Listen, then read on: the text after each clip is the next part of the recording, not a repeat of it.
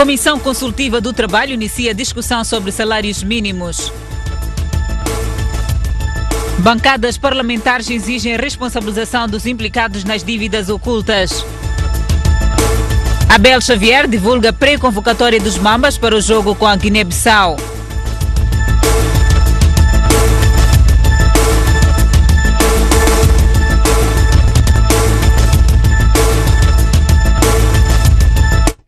Olá, bem-vindos ao Jornal da Noite. A Presidente do Parlamento diz que soube da Embaixada de Moçambique em Pretória que está a ser dado todo o apoio a Manuel Chang, detido na vizinha África do Sul, mas a situação é complexa. Saudamos com muito respeito e elevada consideração. O Parlamento reabriu as portas esta quinta-feira para a nona sessão ordinária, sem a presença do deputado Manuel Chang, detido na vizinha África do Sul. No seu discurso, Verónica Macamo reafirmou que a Comissão Permanente deu aval ao pedido do Tribunal Supremo de aplicação da medida de coação máxima, que é a prisão preventiva de Manuel Chang, caso este volte a Moçambique. Mas porque agora está na terra do Rand, o Parlamento foi buscar explicações sobre a sua detenção junto ao Ministério dos Estrangeiros e Cooperação. Interagimos igualmente com a Embaixada de Moçambique em Pretória, que afiançou-nos que estava a ser proporcionado ao nosso colega todo o apoio possível, não obstante a complexidade da situação. A nossa opinião é que o assunto deve continuar a ser tratado obedecendo exclusivamente às disposições legais aplicáveis, tal como havíamos dito. Macamo fala também dos ataques em Cabo Delgado, dizendo que nada justifica a morte de pessoas inocentes, por isso as forças de defesa e segurança devem localizar os malfeitores para a sua responsabilização. O nosso apelo vai, igualmente, à contínua e estreita colaboração entre as forças de defesa e segurança e as populações para maior vigilância e denúncia, visando a neutralização das ações dos malfeitores. O tema da paz não ficou de lado na intervenção de Macamo, tendo saudado o encontro desta quarta-feira entre Filipe Nyusi, presidente da República, e Ousuf Momad da Renamo. A presidente da Assembleia da República encoraja as lideranças a continuarem com as negociações para a paz efetiva. A Frelimo diz que deve haver responsabilização no processo sobre as dívidas ocultas. A Renamo, por sua vez, exige que seja detido o antigo presidente da República por considerar que este está envolvido no caso. Já o MDM diz que, com o caso das dívidas ocultas, vem-se a destapar o véu sobre a promiscuidade entre os poderes judiciário e executivo. Dívidas ocultas foi tema de destaque nas intervenções das bancadas do Parlamento. A Frelimo, além de exigir responsabilização dos que se terão apropriado de forma ilegal dos fundos avançados pelo Estado, aproveitou a ocasião para, mais uma vez, justificar a inclusão das dívidas ocultas na conta geral do Estado.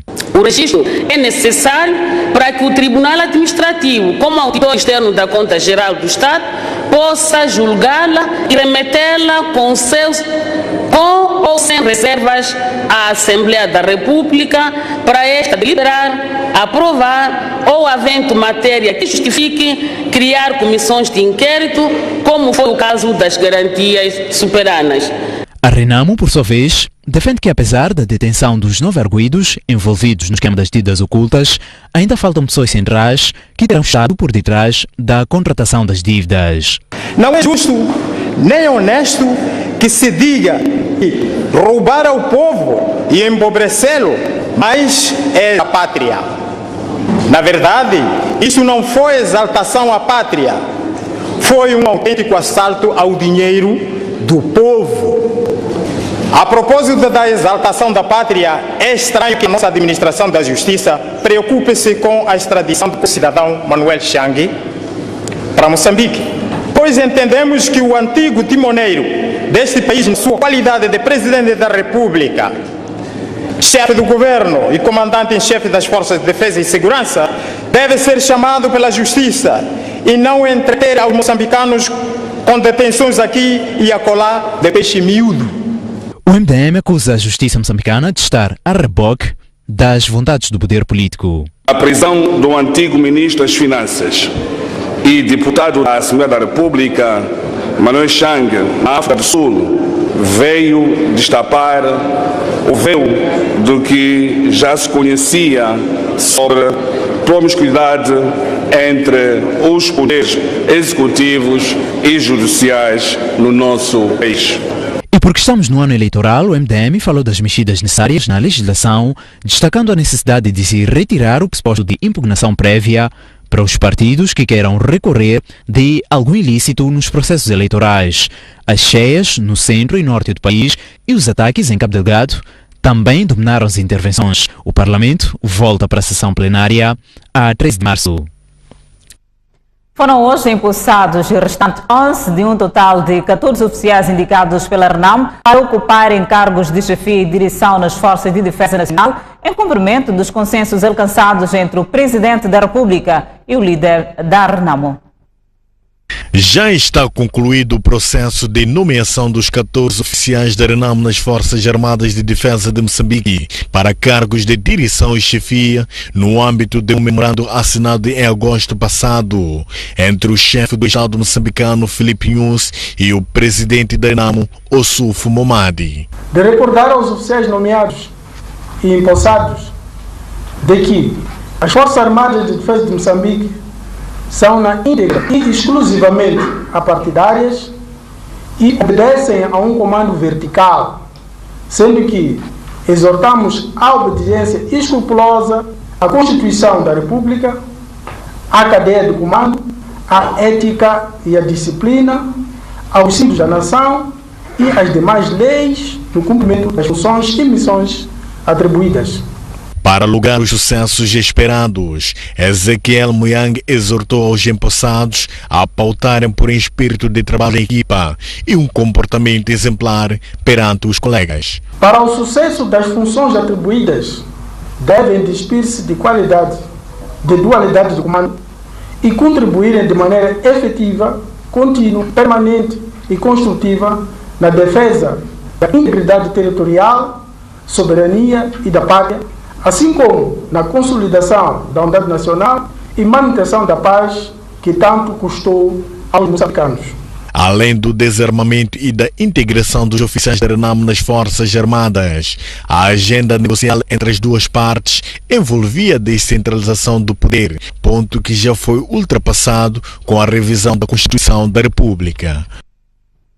Membros da RENAM que elegeram a revelia da direção do partido, os seus delegados políticos para a cidade da Beira e província de Sofala, convidam o presidente da Perdiz a uma reflexão profunda sobre a crise que se verifica na Beira. Membros da RENAM, representantes dos 13 distritos da província de Sofala, que têm estado a apoiar os delegados políticos da cidade e província de Sofala, eleitos à revelia da direção do partido, estiveram reunidos nesta quarta-feira no bairro de Nhamizo, na cidade da Beira, com o objetivo de analisar os últimos acontecimentos no seio desta formação política, caracterizados por escaramuças envolvendo os apoiantes dos delegados indicados pelo presidente deste partido. Nós estamos a chamar a liderança do partido que haja diálogo, haja conversa.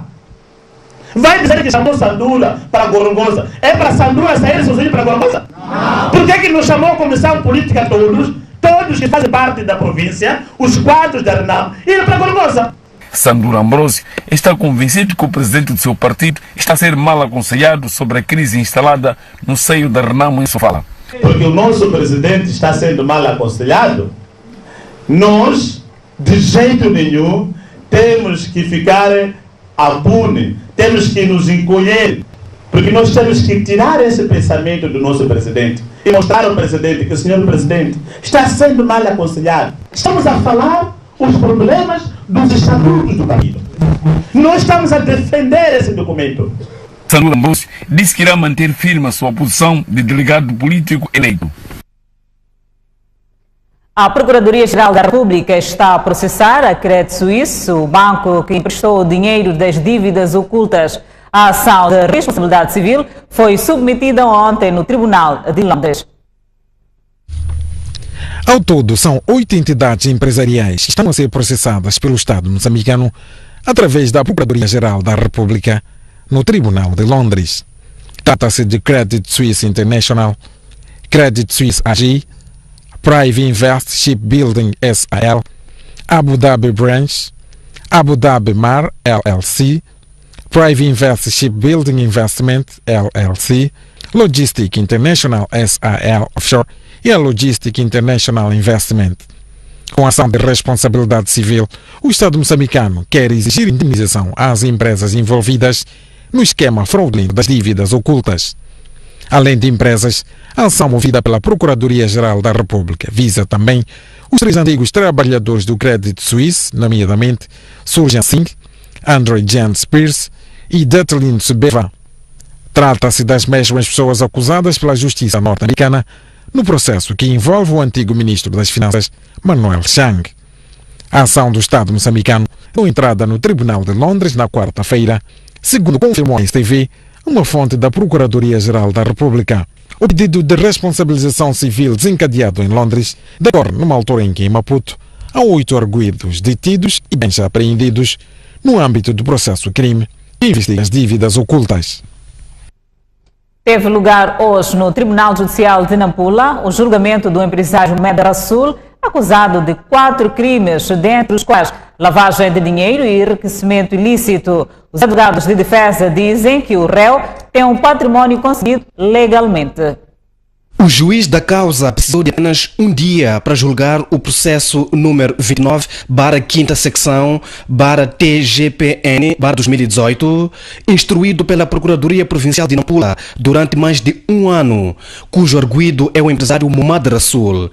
De acordo com a acusação do Ministério Público, pesam sobre Rasul os crimes de branqueamento de capital, contrabando, enriquecimento ilícito e associação criminosa.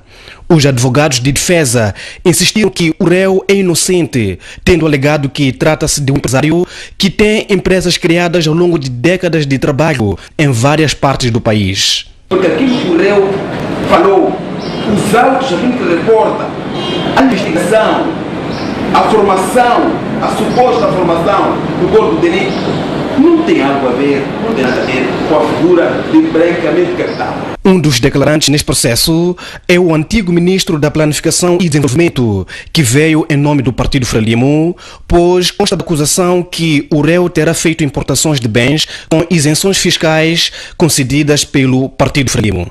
Não tenho nada a declarar, eu só fui chamado aqui pelo tribunal, não em meu nome, mas a representar uma organização, então prefiro que sejam os advogados a falarem. Muito bem. Alguma ligação entre o Partido Frelimo e algumas facilidades concedidas a estes empresários? Facilidades não, foi tudo, como foi aqui dito, foi tudo dentro da lei, daquilo que está previsto na lei. Obrigado. Tranquilo. A defesa fez saber que tem 3.902 páginas de provas de inocência do seu constituinte. O Ministério Público, por seu lado, diz que o processo tem todos os elementos que o tribunal precisa para tomar uma decisão justa. O tribunal vai ter que decidir de acordo com aquilo que verificou nas peças pessoais, na sala de discussão de julgamento, tudo isso com a recomendada justiça justa. O juiz marcou o dia 11 de março para a leitura da sentença.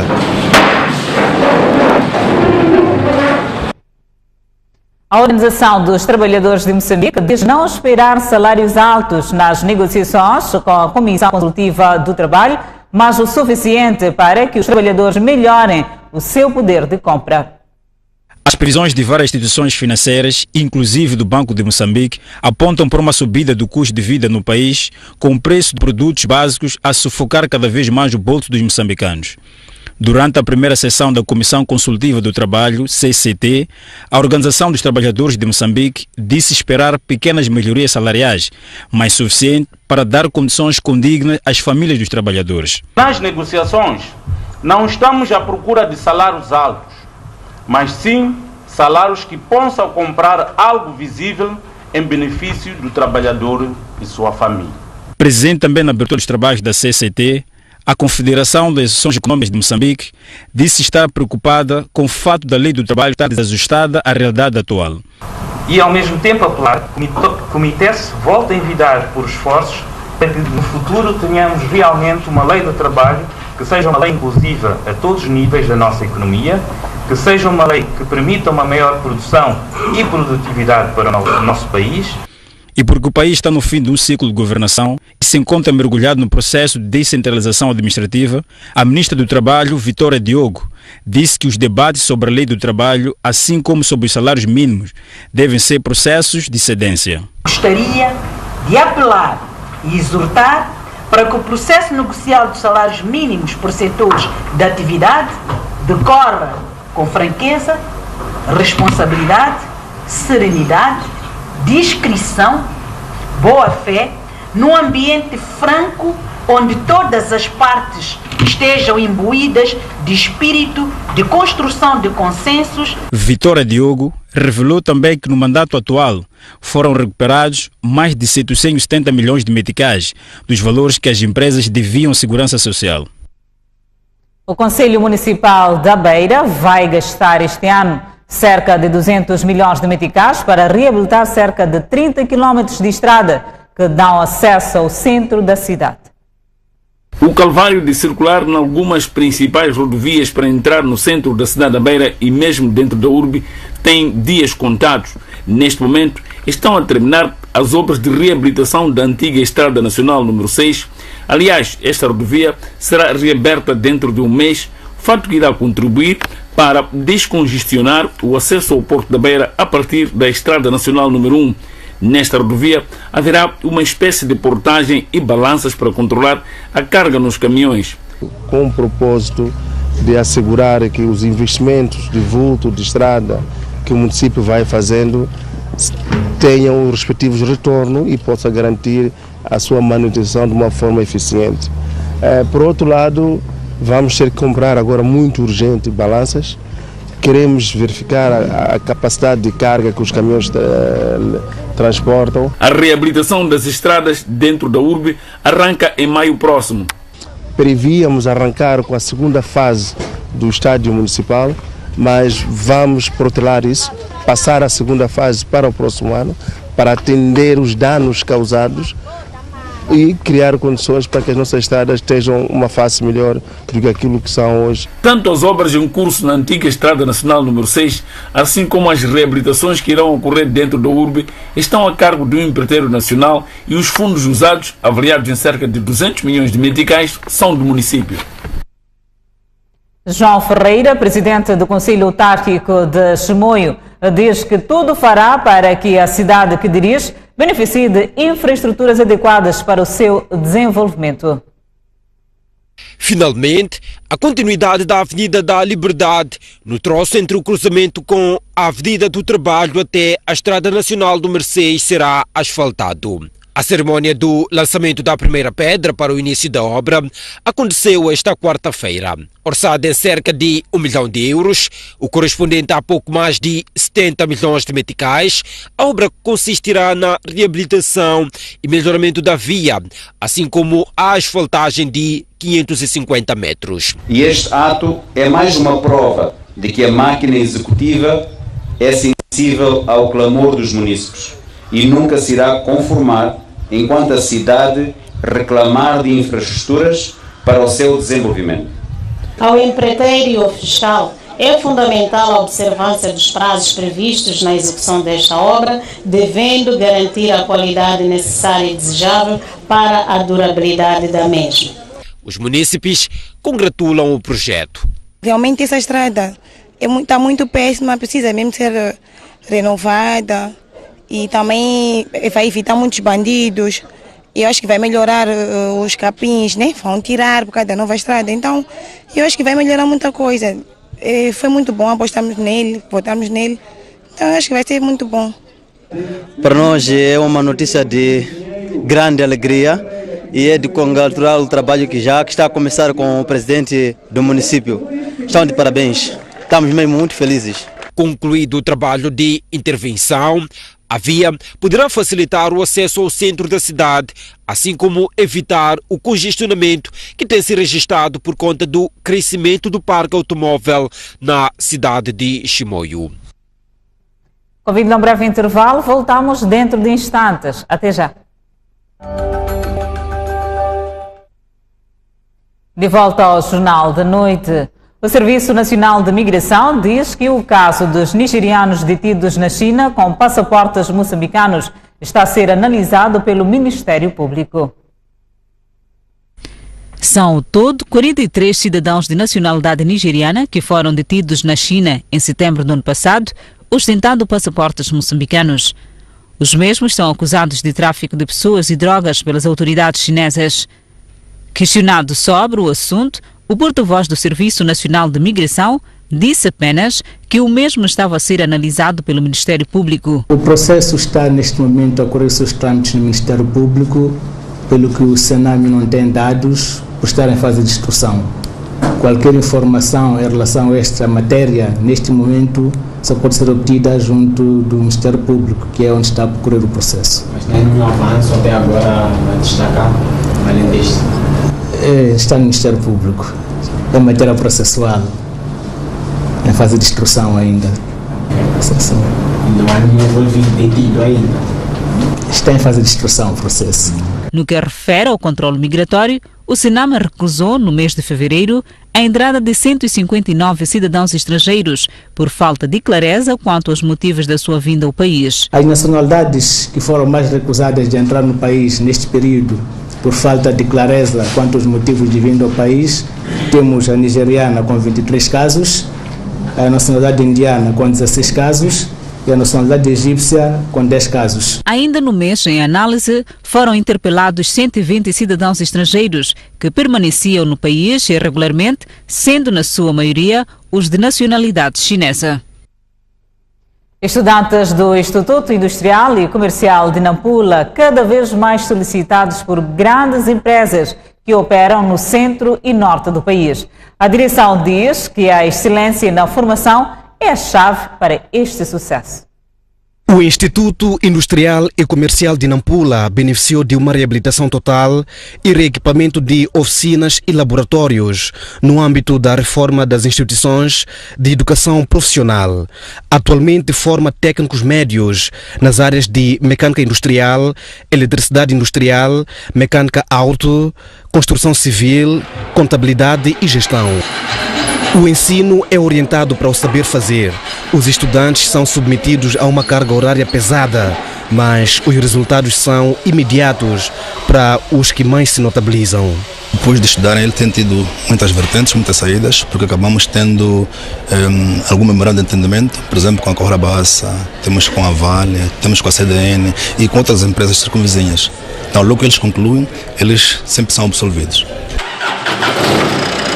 O contacto com as empresas aumenta a qualidade dos profissionais que são graduados aqui. Existem vários projetos, um deles que nós temos com o Agro Desenvolvimento Norte tem a ver com a formação dos seus profissionais. Uma vez que nós estamos a operar numa componente industrial, eles também têm a componente industrial que é basicamente ferroviária, mas também tem a componente dos automóveis, em que nós iremos prestar serviços de manutenção e reparação. Ao longo de todo o corredor? Exatamente. E esse trabalho é feito sempre com participação dos estudantes? Sim, a primeira fase nós iremos desenvolver os estudantes, vamos ver o nível desses estudantes, porque existem os estudantes do nível 3, 4 e 5. Para o estágio pré-profissional, o Instituto Industrial e Comercial de Nampula trabalha com 52 empresas. Neste momento, as atenções estão viradas para o projeto da fábrica de liquefação de gás natural em Palma. O nosso modelo de formação já tem atenção a esse aspecto. Por isso que mesmo há pouco tempo trabalhamos com grandes empresas, incluindo a própria Anadarko. Tanto fizemos há pouco tempo testes de descritores de tarefas, em que os nossos graduados e outros interessados vieram se inscrever na escola com o propósito tanto de possíveis vagas no projeto de desenvolvimento de capital legado. Ao todo, são 1.628 estudantes matriculados. Empresárias moçambicanas preparam-se para assegurar financiamento do Banco Mundial. Trata-se de um fundo internacional instituído pela filha do presidente norte-americano. Numa visita aos escritores da sede da Confederação das Associações Econômicas de Moçambique, a diretora executiva do Banco Mundial divulgou as oportunidades de linha de crédito da sua instituição ao setor privado, com destaque para a promoção do empreendedorismo feminino. Em declarações à imprensa, Sofia Cássimo, em representação da CTA, disse que as empresas moçambicanas já estão a criar condições para assegurar o financiamento. Isso ainda não está bem especificado. O iFund é um fundo criado dentro do Banco Mundial por iniciativa da filha do presidente dos Estados Unidos. É um fundo que ainda não está em Moçambique. Realmente o que nós tínhamos em discussão agora era fazer um bocado daquilo que era o mapeamento de quais é que são as oportunidades deste tipo de financiamentos em Moçambique. E o que nós viemos garantir à doutora Anne é que realmente existem mulheres moçambicanas que estão aptas a ter este tipo de financiamento. Agora vamos passar para a próxima discussão, que será realmente qual é que é o valor deste financiamento e qual é que vai ser o método de ter as mulheres acederem ao próprio fundo. Próxima semana, a CTA e o Banco Mundial voltam a reunir-se para discutir os termos de financiamento deste fundo. Seguimos com a página internacional. O atual presidente do Ghana, Akufo-Addo, e o ex-presidente John Mahama voltam a enfrentar-se nas eleições presidenciais de 2020. John Mahama e Nana Akufo-Addo são dois adversários tradicionais quando se trata das eleições presidenciais no Ghana. Os dois líderes voltam a encontrar-se no escrutínio de 2020. O principal partido da oposição, NDC, confirmou esta quarta-feira a Reuters que Mahama, ex-presidente do Ghana, é o seu candidato presidencial. A história eleitoral dos dois líderes começa em 2012, quando Mahama vence as eleições presidenciais contra Akufo-Addo, governando o Ghana por 4 anos.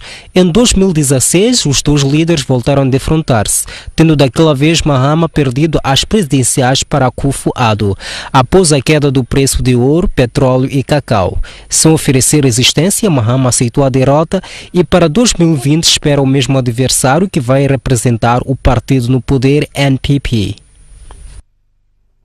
O Parlamento Britânico pode prolongar a data da saída do Reino Unido da União Europeia, marcada para 29 de março deste ano.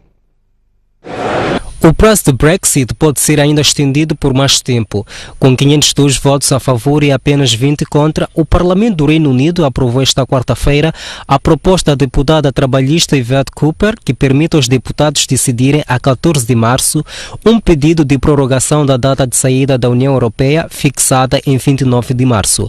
Mas antes, a primeira-ministra Theresa May vai apresentar no dia 12 o resultado das negociações com Bruxelas. Caso esse acordo seja mais uma vez rejeitado, o Parlamento vota no dia seguinte uma proposta de saída sem acordo. E só em caso de nova reprovação se chega então à votação para um adiamento do Brexit. O Parlamento aprovou ainda o respeito pelos direitos dos cidadãos europeus a viver no Reino Unido, mesmo em caso de não acordo. A um mês do fim do prazo, o Reino Unido continua dividido e sem um rumo definido para o Brexit. Falhou o acordo entre o presidente norte-americano e o líder da Coreia do Norte. Trump diz que Kim exigiu primeiro a retirada de todas as sanções que pesam sobre a Coreia do Norte para depois proceder com a desnuclearização, um pedido rejeitado. Terminou muito cedo sem sucesso a cimeira entre o presidente dos Estados Unidos, Donald Trump, e o líder da Coreia do Norte, Kim Jong-un. Os dois líderes não conseguiram chegar a um acordo para que houvesse suspensão das sanções e desnuclearização da Coreia do Norte.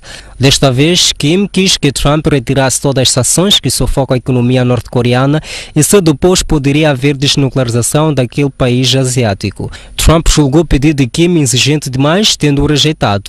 Os dois líderes nem chegaram a tomar o almoço em conjunto e Trump ficou para assegurar a conferência. Basicamente queriam as sanções levantadas na totalidade e não podemos fazer isso. Poderia ter assinado o acordo hoje, mas depois diriam que acordo horrível que ela assinou.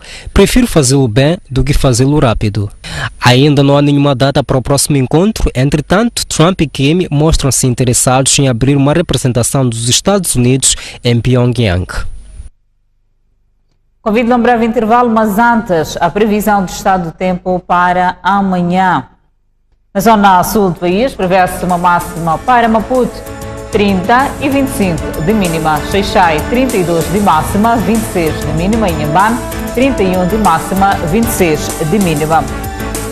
Seguimos para o centro do país, Beira, 30 de máxima, 25 de mínima. Quelimane, 33 de máxima, 24 de mínima. Chimoio, 31 de máxima, 19 de mínima. Teta, 35 de máxima, 27 de mínima. Por fim, a zona norte do país, Nampula, 31 de máxima, 23 de mínima. Pemba, 33 de máxima, 25 de mínima. Lixinga, 28 de máxima, 18 de mínima.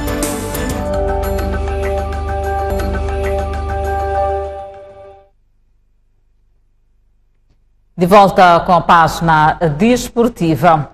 O selecionador nacional de futebol, Abel Xavier, divulgou hoje a pré-convocatória dos Mambas para o jogo de 23 de março contra a Guiné-Bissau, partida a contar para a qualificação de CAN 2019 no Egito. A equipa técnica dos Mambas já está a preparar o jogo do Grupo K contra a Guiné-Bissau.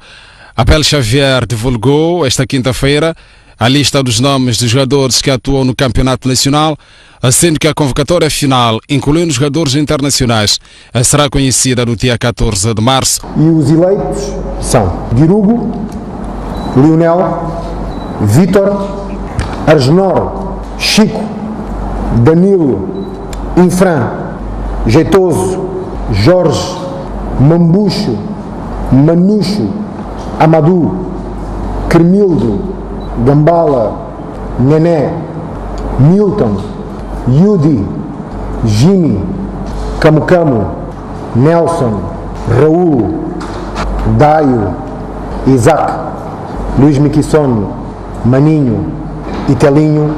Abel Xavier reconhece que o jogo é de extrema importância, pelo que irão jogar para ganhar, pois em caso de derrota, a equipa não qualifica para o Campeonato Africano das Nações 2019 a ter lugar no Egito. Obviamente, se somos dois favoritos, obviamente as duas equipas vão ter que jogar só para um objetivo, que é ganhar um jogo. E nós sabemos que somos capazes, nós sabemos qual é a força que reside dentro do espírito do nosso grupo. Os jogadores são os protagonistas. Nós vamos criar as melhores condições possíveis para que os jogadores possam representar o país corretamente e que possamos todos trazer a vitória. Na tabela de classificação do Grupo K, os Mambas estão em terceiro lugar com 7 pontos, numa lista liderada pela Guiné-Bissau e Namíbia, ambos com 8 pontos. Moçambique parte para Guiné-Bissau no dia 21 do próximo mês, com uma delegação composta por 47 membros, entre jogadores, equipa técnica, médicos, entre outros. O modelo de disputa de Moçambola 2019 só será conhecido daqui a uma semana. A Liga Moçambicana de Futebol adiou para 7 de março a realização da Assembleia Geral Ordinária do organismo, que entre vários assuntos vai oficializar o figurino do principal campeonato nacional para este ano. Será necessária mais uma semana de espera para se conhecer o modelo de disputa de Moçambola 2019. A Assembleia Geral da Liga Moçambicana de Futebol, aguardada com enorme expectativa, foi adiada para 7 de março devido à auditoria interna terminada há poucos dias. E a auditoria retomou os seus trabalhos no mês de janeiro e só conseguimos fechar há alguns dias atrás. E tendo em conta que a reunião da Assembleia Geral ela é convocada pela mesa da Assembleia Geral e segundo os estatutos da Liga Moçambicana de Futebol, com antecedência de 10 dias. Então, embora já tínhamos os documentos já na semana passada, mas não iríamos cumprir com o prazo estabelecido no estatuto. O presidente da Liga Moçambicana de Futebol, Aranhas Coana, tem esperança que até a data da Assembleia Geral mude muita coisa a favor do modelo todos contra todos em 2 voltas. Estamos na margem dos dois. O modelo ideal é este que nós todos queremos, todos contra todos. O que pode ditar a sua alteração será naturalmente a questão de nós não conseguirmos fechar aquilo que é a perspectiva das despesas de 2019.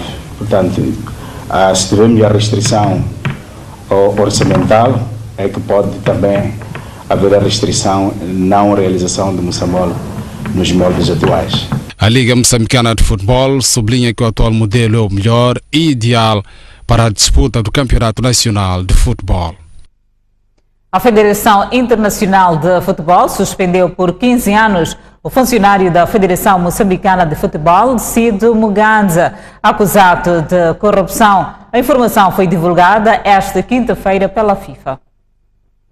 A informação foi tornada pública pela própria Federação Internacional de Futebol, FIFA, esta quinta-feira. Cídio José Mugaza era encarregado de supervisionar reuniões organizadas pela Confederação Africana de Futebol, CAF, e foi considerado culpado pela Comissão de Ética da FIFA de ter aceito subornos e dessa forma ter violado o Código de Ética do organismo. Em resultado de uma investigação iniciada a 11 de julho de 2018, Mugaza foi suspenso por 15 anos de todas as atividades relacionadas com o futebol a nível nacional e internacional e multado em cerca de 2.641 euros. Na quarta-feira, a FIFA tinha irradiado o ex-tesoureiro e vice-presidente da Federação de Futebol da Zâmbia, Boniface Mwamelo, também devido à corrupção.